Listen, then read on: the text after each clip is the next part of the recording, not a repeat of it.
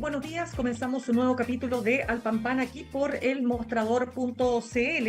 En estas horas previas a que conozcamos, si es que vamos a conocer algo sustancialmente distinto respecto de de los WhatsApps y de las conversaciones, de los mensajes, ¿no? Entre Luis Hermosilla y sus casi 1000 contactos. El abogado Juan Pablo Hermosilla ya tiene en su poder, de hecho, estas más de 770.000 páginas de copias, ¿no? Copia, digo, de lo que ha ido procesando la Fiscalía, ¿no? Pero no sabemos qué es lo nuevo que vamos a conocer. Mientras tanto, la prensa, por supuesto, sigue adelante con más informaciones y nosotros vamos a estar conversando en el siguiente bloque con nuestro editor general, Héctor Cosio, a propósito de otra revelación, y es que la familia Jalaf, o al menos Álvaro Jalaf, ¿no es cierto?, le habría propuesto a Luis Hermosilla, y le digo le habría, porque todo esto es parte también de la investigación, la posibilidad de donar 150 millones de pesos a la campaña del presidente Sebastián Piñera. Pero queremos ahora entrar en el análisis que esto genera, los impactos que tiene para el sistema político, empresarial, etcétera, ¿no?, del curso del país, con el sociólogo, escritor Alberto Mayol. ¿Cómo estás, Alberto? Un gusto de tenerte con nosotros nuevamente. Muchas gracias, Mirna, por la invitación. Encantado de conversar contigo. Alberto, ¿cómo estás? Tú sigues viviendo afuera, ¿no? Fuera de Chile. Me gustaría preguntarte, que muy interesante, cuando uno está afuera también tienes una manera de mirar las cosas desde otra dimensión, por cierto. ¿Cómo estás viendo el impacto del caso Hermosilla? A ver, lo que pasa es que nosotros tenemos que ponderar de acuerdo a lo que es nuestra tradición en relación a este tipo de casos y al proceso de crisis que Chile ha tenido institucionalmente desde el 2011 en adelante. Eh, la verdad es que yo trabajo mucho con también otros países de Latinoamérica y la verdad es que los casos de corrupción nuestros, incluyendo este, eh, todavía no tocan la puerta de los grandes, de las grandes fórmulas, esa es la verdad, ¿no? Estamos en un nivel que es diferente, pero evidentemente este caso ya tiene una gravedad sociológica importante porque pasa lo siguiente.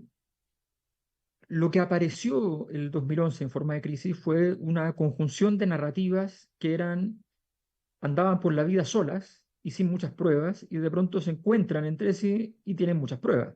Esa narrativa decía fundamentalmente que las dos grandes estructuras de funcionamiento de Chile durante varias décadas, durante la transición, las estructuras institucionales políticas de la transición y las estructuras empresariales del nuevo orden económico chileno posterior a la dictadura, esas dos estructuras gozaban de al menos sospechas razonables eh, respecto a su probidad, respecto a su desarrollo y crecimiento a partir de faltas a la ética o eventualmente incluso con faltas legales de carácter más grave.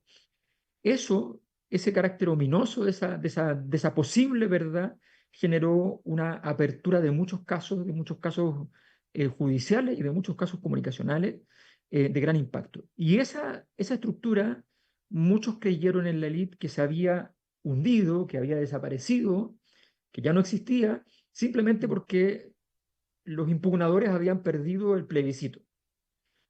Pero no se acaban las narrativas con las derrotas en los plebiscitos. Y nos acaba la percepción respecto a una realidad, respecto a eso. Tú puedes poner por delante otro tipo de temas porque son más urgentes, pero no se acaba. Entonces vuelve a reflotar esto, esa estructura que tenía que ver con la articulación malsana, aparentemente, entre el poder político y el poder económico. Ese tema, al volver a emerger ahora con mucha fuerza nos hace preguntarnos, en un mundo, en un medio donde todos han fracasado políticamente, todos, impugnadores, tradicionalistas, semi-impugnadores, semi-tradicionalistas, todos han fracasado, todos han estado envueltos en casos. ¿Cuál va a ser la respuesta de la sociedad? ¿Se va a adaptar a esto? O va a seguir luchando tratando de que esto no vuelva a ocurrir? ¿Y a dónde va a recurrir? ¿A qué élite va a recurrir para que represente ese proceso de purificación, por decirlo así. ¿Y cuál es tu hipótesis al respecto? Porque me gustaría después que lo vinculemos con los resultados del informe del PNUD, ¿no? De una sociedad, de un país más bien, que se siente como quien dice, mira, me siento a mirar el país que corre frente a mis ojos y ¿qué es lo que veo? Promesas incumplidas, los políticos que se pelean entre ellos, etcétera, ¿no? Hay una sensación de desánimo y de mucha desesperanza. ¿Qué crees tú? ¿Cuál es tu hipótesis de lo que puede generar este caso sumado a todos los anteriores? Mira, yo te diría que hay varias formas del egreso. El, el- Cuando uno habla de este proceso de malestar social, uno podría decir que es lo siguiente.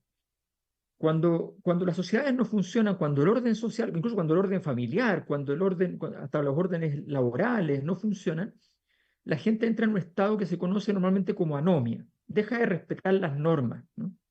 Deja de respetar las normas porque las normas no tienen sentido. ¿Qué sentido tiene que yo respete las normas si estoy viendo que los abogados hacen estas cosas, por decirlo así?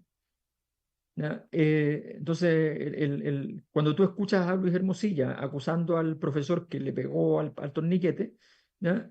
Y escuchas lo que él está diciendo, y tomas eso y se lo pones a la voz de un fiscal que le diga a Hermosilla eso, vale para los dos lo mismo. Entonces, cuando lo que tú estás diciendo vale a tu favor y a tu en contra, al mismo tiempo, no hay norma que valga. Bueno, eso está pasando en la sociedad chilena. Cuando eso pasa, hay dos posibles conductas. Una es la despolitización. Me evado de todo esto, me olvido de todo, porque es insoportable y sencillamente, bueno, que pase lo que pase. Y la otra es la politización. La anomia politizada ya no se llama anomia, ahí se llama malestar. ¿Ya? Es cuando ya, y eso significa que hierve. En vez de ser frío, es caliente. Eso puede explotar. Entonces, no sabemos por dónde van a reaccionar los chilenos. Lo que sí sabemos en las investigaciones que hemos hecho con la encuesta que dirijo de la Cosa Nostra, eh, lo que sí sabemos es que hay un 25% más o menos de las personas que son personas que están añorando que alguien sea capaz de reforjar, de reformular instituciones que funcionen, que no creen en las instituciones tal como están hoy día. Mira lo que voy a decir. ¿Ya?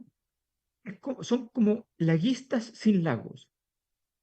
O sea, es todo lo que tiene el laguismo, pero no creen en lagos, porque a ellos les molestó mucho el caso Mopgate. Entonces, son personas que no creen, que creen que la transición fue un fracaso, pero fue un fracaso porque no se cumplió la promesa institucionalista de la transición. Que creen que la concertación debería renacer, pero no puede renacer con los concertacionistas porque los concertacionistas fueron los que la destruyeron, piensan ellos. Esas personas, ese 25%, ha votado por Piñera, ha votado por Boric, ha votado por Cast, no por Cast, por Partido Republicano, después en el Consejo Constitucional. Votó después rechazo, votó rechazo antes, en el primer rechazo, y votó ¿Ya? rechazo de nuevo. ¿Eh? Han votado por todos. Ahora detestan a Boric, pero votar en segunda vuelta lo eligieron presidente. Le ponen un promedio de nota 1,2, promedio. Entonces, ese grupo de personas está diciendo, tráiganme una institucionalidad nueva que funcione, que dé estructura, que dé cierto orden, pero que esa institucionalidad, no nos equivoquemos, la palabra de orden de ese grupo no es igual que el grupo de los conservadores, porque esas mismas personas dicen, a mí no me gusta el estallido social porque hubo mucha violencia, pero sí creo que Chile despertó. Entonces, ¿Ya? ese grupo, ese grupo es muy interesante para comprender que aquí hay un juego de sintonía fina que los candidatos en general, a ser bien honesto, da la impresión de que andan chapoteando, más bien que haciendo la microcirugía que requieren, ¿ya? Andan chapoteando en el problema y no entienden las complejidades que significa cómo construir una institucionalidad nueva, ¿ya? Habiendo fracasado en los procesos constituyentes, que eran los que iban a hacer eso. Entonces, ese dilema, ese es el gran dilema de la actualidad para poder resolver el problema. Cuéntame, Alberto Mayol, ese 25% que tú defines a partir de las encuestas, o sea, de los estudios y las encuestas que ustedes realizan como Cosa Nostra, cuando tú dices la transición no logró en el fondo plasmar las promesas. Te lo digo porque en el PNUD se habla mucho de esto, de que sí, Chile cambia y Chile está cambiando todo el rato. El problema es que está cambiando en una dirección distinta a la dirección que nosotros quisiéramos. Y en la práctica seguimos viendo que aquellas promesas que nos han hecho por años no se cumplen. Claro, ponte tú, se hace el vínculo con la desigualdad total que existe, suponte tú, respecto a la educación, respecto a la salud, para qué hablar de pensiones. ¿Eso mismo le pasa a ese 25%? ¿Hay algún vínculo ahí que podrías hacer? Sí, sí, efectivamente. ¿Sabes lo que pasa? Es que para conectar las dos dimensiones que tú planteas, en el fondo, que es Ujú. la dimensión de la oferta política, por decirlo así, y la demanda política. El problema es que estamos en un momento donde Chile ya no le sirve el juego táctico. Los esquemas generales con los cuales funcionábamos nos permitían durante muchos años jugar con políticos tácticos. El mejor ejemplo es Sebastián Piñera. Sebastián Piñera era un genio táctico y un horror estratégico. Es cosa de ver cómo dejó a la derecha después de sus dos gobiernos, no en uno. Pero tácticamente ganaba todas las batallas y perdía las guerras. Era una cosa rarísima. Fue capaz de tener protestas gigantes con el país creciendo al 5% en el 2011. Es como que la gente quisiera echar a San Paoli el día siguiente que ganó la Copa América. ¿Me entiendes? Es una cosa absurda. Porque, porque en el fondo, y ese problema que Piñera representa en realidad tiene mucho que ver con todo el proceso donde la perspectiva, la mirada estratégica se había dado por resuelta. Estaba claro supuestamente lo que Chile tenía que hacer y simplemente había que hacerlo más o menos bien, en la corta. Pero cuando las cosas cambiaron, cuando el modelo de desarrollo, cuando se te juntaron problemas que no sabías responder conjunto, para decirlo en simple, tú tenías un Estado muy poco endeudado y unos hogares muy endeudados. Tenías un Estado holgado financieramente y tenías hogares destruidos financieramente. Esa estructura funcionaba porque Chile crecía al 3,5, al 4, 4,5%, la inflación era baja, las tasas de los bancos no estaban demasiado altas y por tanto había una bicicleta. Pero tú subiste las tasas de los bancos porque aumentó el riesgo país, bajó el crecimiento económico al 2, al 1, ¿ya? Y subiste la inflación y se te desarmó. ¿Y qué hubo que hacer? Con la excusa del COVID, porque esa es la verdad, con la excusa del COVID le metieron plata a los hogares. Para no decir que era para defender una situación de desigualdad, para no decir que había una inviabilidad en los hogares, lo que dijeron fue, metamos plata en los hogares. Y tenemos entonces la PGU y tenemos además el ingreso mínimo de los hogares y se Ujú. aumentó el sueldo mínimo. Y todo eso significó meter plata en los hogares para que se resolviera un poco. Y estamos respirando con eso. ¿Cuánto dura eso? Bueno, dura el tiempo que dure para haber cubierto esa brecha que estaba cubriéndose con deuda. Y si volvemos a una situación de inviabilidad, con crecimiento bajo, con altas tasas de interés y qué sé yo, bueno, sencillamente eso se va a extinguir y después de mucho gasto, hoy día ha aumentado mucho el gasto público dedicado a transferencias directas a los hogares, y eso no son políticas públicas, eso son sencillamente transferencias a los hogares, ¿ya? Son bonos más sofisticados que los de antes, pero son bonos. Entonces, estamos en una situación en la cual no estamos mirando cómo hacemos un país que funcione de una manera tal de que no haya que parcharlo entero a cada rato. Cuando tú tienes un porcentaje importante del funcionamiento del Estado que son parches, entonces no está funcionando. Alberto, tú dijiste algo muy importante que dice relación con lo que pasó después del plebiscito, ¿no es cierto? O sea, tú dices dos derrotas del plebiscito que le hacen creer a la élite que todo esto está resuelto. ¿No es así? Me gustaría detenerme ahí. ¿Qué es lo que Sí. tú quieres exactamente señalar ahí? A ver, la, esto, esto es muy evidente. O Ujú. sea, cuando la fiebre está alta,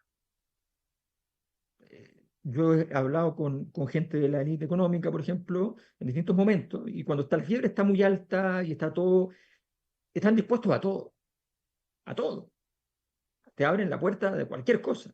Estamos dispuestos a esto, otro, ningún problema. Pero se quita la fiebre y dicen, bueno, ya pasó. Bueno, los síntomas y las enfermedades son cosas diferentes, ¿ya? la enfermedad puede mantenerse y el síntoma aparecer y desaparecer. Entonces, si tú reaccionas solamente ante el síntoma y das por resuelto cosas que no están resueltas, entonces la convicción, cuando tú empiezas a inventarte de que la convicción de que fue un partido el que creó las crisis políticas existentes, un partido de donde hay 20, 30 mil militantes, ya logró mover a 1 millón de personas a través de una gran capacidad comunicacional. ¿Qué capacidad comunicacional? Partidos que tienen, no sé, el Partido Comunista tiene el diario El Siglo, no sé cuánta gente lee el diario El Siglo. Entonces, ¿de qué me están hablando? Cuando tú miras y te dicen, no, es que esto fue un estallido delincuencial, explíqueme cómo se organizan todos los delincuentes de un país en una gran festival, en una gran bacanal. ¿Qué es eso? ¿De qué me están hablando? O sea, la Revolución Francesa fue un estallido delincuencial. ¿Ya? Cuando te empiezas a inventar hipótesis ad hoc completamente inútiles que te impiden ver cuál es el escenario, entonces cuando llega al siguiente, claro, y después ves y dice, y lo das por confirmado, porque ante el fracaso político de la izquierda, entonces la gente hoy día está votando, va a votar probablemente por la derecha. ¿Ya?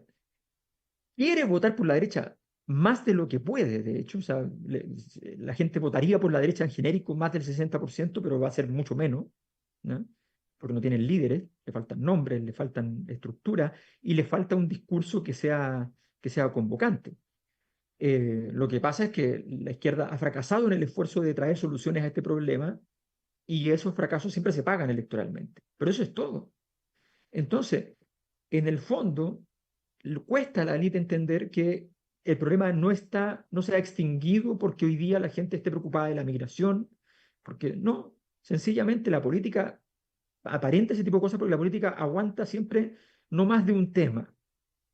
Cuando un tema, el más importante, es tal cosa, la delincuencia, entonces la delincuencia está ahí. Cuando es otro tema, el otro tema es el primero. Entonces, la política funciona así, por eso sirve tanto Claro. para distraer, porque tú puedes cambiar el tema en 1 o 2 semanas y sencillamente bajas muchísimo al resto de los temas, pero eso no significa que estén resueltos. Entonces, ante esa ceguera, mi impresión es que no se han querido tomar las decisiones estructurales, las medidas de política pública más de largo plazo, y finalmente estamos, insisto, con esta idea de que estamos en el fondo parchando políticamente y parchando en términos de decisiones legislativas y políticas públicas el escenario de Chile en circunstancias de que deberíamos estar, además estamos justo en el momento, porque como viene un nuevo modelo de desarrollo para Chile por obligación, porque viene la transición energética, Chile es el primer país del mundo en oportunidad, en dinero contante y sonante, no en porcentaje del PIB, no, en plata total estimada por Bloomberg, el primer país del mundo, ¿ya? Es la Arabia Saudita, digamos, en términos petroleros, ¿ya? De ese proceso. Bueno, resulta que Chile tiene que estar preparado para ese momento y, bueno, ya no estábamos preparados, nos enteramos de que el litio iba a estar caro después de que el litio estuvo caro. O sea, ese es el nivel de descuido en el cual trabajamos durante mucho tiempo y tenemos la oportunidad entonces de mirar esto con más proyección hacia adelante, a ver si nos ponemos de acuerdo y buscamos ese tipo de camino. Y eso es muy, muy importante, pero hoy día no está, y mientras se niegue la existencia del problema, entonces vamos a seguir con el problema, obviamente. Fíjate que tú mencionas ahí algunos aspectos que los quiero graficar con este chat entre Luis Hermosilla y Álvaro Jalaf. Pero particularmente cuando Álvaro Jalaf, ¿no es cierto?, dice, a propósito de que estalló ya el estallido, valga la redundancia, del 18 de octubre, entonces está muy preocupado, dice que quiere armar un ejército, me imagino que lo dice en sentido figurado, ¿no? Necesitamos 10.000 Fuerzas Armadas, en fin. Y aquí dice lo siguiente: estoy armando mi propio ejército, 500 efectivos, hermano es Luis Hermosilla, necesitamos mano dura, que respeten estos rotos de mierda, me voy a sumar a las 500 lucas y a las 40 horas desde hoy. Recordemos que Andrónico Luksic decide subirle el sueldo a sus trabajadores como en el piso de 500.000 pesos, ¿no es cierto? Y Sí. por ahí decían los empresarios que meterse la mano al bolsillo. Tú decías, está sobrecaliente todo, ahora ya. Y de repente se nos olvidó. Se nos olvidó todo lo que dijimos en ese minuto. Entonces, ¿qué pasa? Hay una amnesia que tiene que ver con una decisión, por supuesto, interesada, en que ojalá no tengamos que meternos esa mano al bolsillo. Claro, o sea, hay una, a ver, es una incapacidad de comprender cómo funciona la sociedad. A mi juicio es un acto profundo de ignorancia, em, y de pensar que las soluciones, por decirlo así, del siglo XIX son viables en el siglo XXI. Es cierto, nadie puede negar que el mundo se dirige más hacia las autocracias que hacia las democracias. Pero si tú tienes un discurso, pero podrías tener la decencia en ese caso de plantearlo directamente y decir simplemente que tú crees que en realidad el mundo va para allá y que no te pretendes adaptar en absoluto a procesos de igualdad sustantiva o de igualdad formal o de igualdad de oportunidades, aunque sea, en fin. Ujú. Aquí el gran tema, en el fondo, es que se cumpla. Fíjate que yo creo que el gran problema que ha tenido la derecha chilena y la razón por la cual a nivel de la ciudadanía, por ejemplo, en Chile, la razón por la cual no prende un escenario para la derecha es porque en el fondo los chilenos están más dispuestos, por decirlo así, a aceptar la doctrina Pinochet de no se mueve una hoja, ¿ya? Sin que yo lo sepa, que a aceptar el libre mercado. Cuando te pasa eso, ¿ya? Hay que poner atención por qué. ¿Por qué tú prefieres al Pinochet más duro que al libre mercado? Y básicamente es porque el libre mercado, tú sientes, y eso es lo que dicen los entrevistados, por ejemplo, cualitativamente, es que te estafaron, que te ofrecieron una competencia y que si tú eras mejor realmente no funcionaba, que te dijeron que si tú eras productivo te iba a ir bien y no funcionaba. Y porque estos casos lo que revelan es que la empresa Factop, por ejemplo, no producía nada, no pagaba al Estado nada de lo que tenía que pagar cuando decía que producía algo, porque además no lo tenía, y los únicos que eran estafados eran los inversionistas que creían que había una empresa que ganaba plata y que creían que esa empresa, bueno, pagaba todas las cosas que tenía que pagarle al Estado, que pagaba todo su, que funcionaba, que no estaba defraudando a nadie. Entonces, el fraude era por todo lo alto, en todas las direcciones.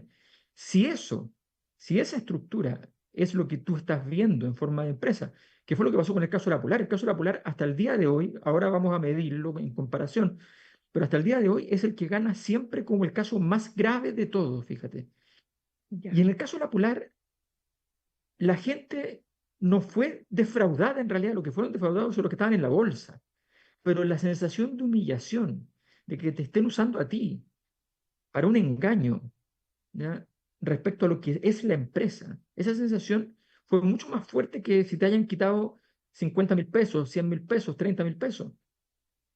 Entonces, y la masividad de eso, la sensación de que entonces eso no funciona, de que esa estructura no funciona, las colusiones, todo eso dañó fuertemente esa estructura. Entonces hay una falta de comprensión de dónde está el corazón del problema, y entonces y hay una ceguera por los dos lados, a mi juicio. O sea, la derecha y las élites les cuesta entender que esto que pasó en el estallido social no fue una pesadilla, no fue una conspiración, porque pasó el 2019, pasó el 2018 con el Mayo Feminista, el 2016 con Noma FP, el 2013, 2012, 2011, ¿ya? O sea, pasó muchas veces. Entonces, no es una pesadilla, es una realidad estructural y a la izquierda le cuesta entender que sus mecanismos de regulación de los procesos de migración, de sus mecanismos de cómo está confrontando los temas de seguridad, sus mecanismos de conceptualización de esos problemas no están siendo ni útiles ni aceptados por la ciudadanía. Y están abriendo la puerta a un malestar, con una cierta tendencia a un estado policial, por decirlo así. Fíjate que es súper cierto lo que tú señalas, porque incluso habiendo, como te digo, el PNUD hecho varios cruces de estudios cuantitativos, cualitativos, en fin, focus group, el tema seguridad, de todas maneras, es el tema más importante para la ciudadanía, o sea, para las personas que aparecen Sí, estudiadas, así, eso, así, pero es que de base, po, o sea, ¿cómo? Es que lógico, si no tienes la seguridad garantizada, todo lo demás pasa a segundo plano. Alberto, sé que te tienes que ir a las 3, perdón, a las 8:30, pero solo dejarte preguntarte cortito dos cosas. Si este caso, el caso Hermosilla, se abren más y más chats, ¿hay el riesgo de que el sistema político se proteja a sí mismo, como ocurrió frente al tema Penta SQM? mira, mi impresión es que no. Me No, impresiona que ¿ah? no, me impresiona que no, porque para que tú te puedas proteger tienes que tener capacidades instaladas para protegerte.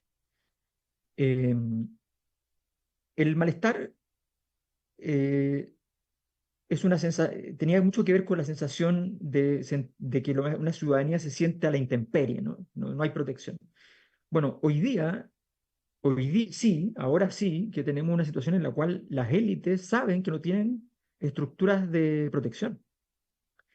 Eh, Cuando queda claro que tu poder ha caído, toda la estructura de protección de las élites se cae. Esto no es un motor, no es una cosa objetiva, está hecho de subjetividades. Es el temor de la ciudadanía frente al poder de los más grandes lo que permite que eso funcione. No es, ¿no? Si la gente que está por debajo de las élites es más que la gente que está en las élites, por definición. ¿Ya? Entonces es la subjetividad la clave. Y en este momento la sensación de que los Hermosilla, los Chadwick, los que sean, no son poderosos, sino que son débiles, es muy grande. Y por tanto eso significa estampida de todos los amigos, ¿ya? Todo sálvese quien pueda, y por tanto eso, y los fiscales no se les ve ninguna gana de, en este caso, estar jugando otro juego. Ya, yo sé, no sé, ¿alcanzamos la última pregunta? Sí, dale, dale, Ya, dale. el tema presidencial, porque quiero saber, usted me contabas antes de partir la entrevista que ustedes como Cosa Nostra ya están también haciendo proyecciones. Solamente te comento que la encuesta Criteria muestra a Evelyn Matei con 29 y por debajo, sí, le sigue, quiero decir, Bachelet con 17 y Jack digo yo, José Antonio Cast, que marca 9 puntos. ¿Cómo ves toda esa configuración? Mira, yo estoy ahora midiendo, efectivamente hay un escenario que es nuevo, que es el escenario del caso Hermosilla más el caso Enel. Creo que los dos son elementos que instalaron una narrativa en favor de la izquierda, por decirlo así, y eso es nuevo en un año y medio. O sea, no había ocurrido ninguna narrativa exitosa para la izquierda en mucho rato. Por tanto, puede haber un movimiento. En principio, sin embargo, mi opinión, y incluso lo he escrito esto, que en mi opinión la carrera prácticamente está corrida. ¿Ya? A mi juicio, eh, a mí hace un año, más de un año ya que Evelyn Matei me marca más de 30 puntos, 33, 32, 35, ¿ya? En primera vuelta, a mucha distancia del siguiente. Entonces, para mí el asunto está más o menos decidido. Es cierto, insisto, que ahora hay un escenario que es nuevo, que no sabemos cuál es el grado de profundidad, no sabemos si va a tener una capacidad de mover votos. Insisto que la gente que es la que define las elecciones son ese 25% ya descrito, que está muy en contra de este gobierno, no le gusta nada el segundo gobierno de Bachelet, por tanto a mí no me parece que sea muy fácil que se vayan para allá, ¿no? Porque además vienen de recién de estar decepcionados. Pero hay que mirar si la inundación del caso Hermosilla fue tan grande, tan gigante, que generó un problema significativo. Pero como te digo, en principio, a mí hace mucho rato que me queda claro que el peso de Evelyn Matei es estructural, tiene una altísima probabilidad, a mi juicio ya prácticamente está escrita esa historia, pero, insisto, solamente me queda mirar esta medición y la del siguiente mes para ver más o menos si el escenario Hermosilla va moviendo la estructura del escenario político, y no solamente es un caso que produce unos efectos, sino que si hay por decirlo así, si hay un cataclismo a partir del caso Hermosilla, podría cambiar las cosas, pero tiene que ser un cataclismo, no me sirve ni siquiera un terremoto 7,5, ¿me entiendes? Ya, eso es súper interesante. Alberto, ahora sí te dejo, Alberto Mayol, sociólogo, escritor. Muchas gracias por habernos compartido tu análisis aquí en el mostrador. Gracias, Mina, Que un estés gusto. muy bien, ¿ah? Hasta Gracias. luego. Chao, chao.